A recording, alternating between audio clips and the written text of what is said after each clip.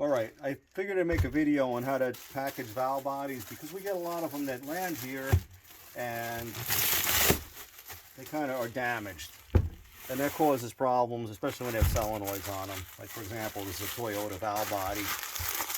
When there's solenoids on it, if any of them break, they're about 200 to 250 bucks a copy from Toyota, which is not something you want to pay. So, do a couple layers of bubble wrap. And this can vary depending on what kind of packaging you want, but the idea is to just package it real carefully so it's not going to get damaged. We go a little bit further here because we can't risk it. So we do valve body in a box. There's other accessories. That's part of our stuff here.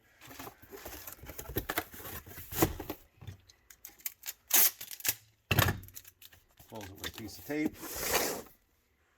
Now we get another box, and this box is a double wall, 275 pound first strength. So it's quite a heavy duty box. And obviously you're probably going to have tape, but we're geared up to do this, so we just use box tape. Turn this over. Some shipping peanuts.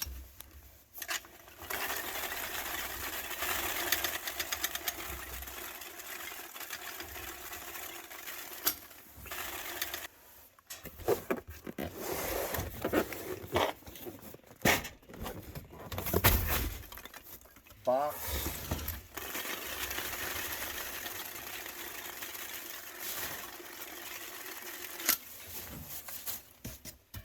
And more peanuts.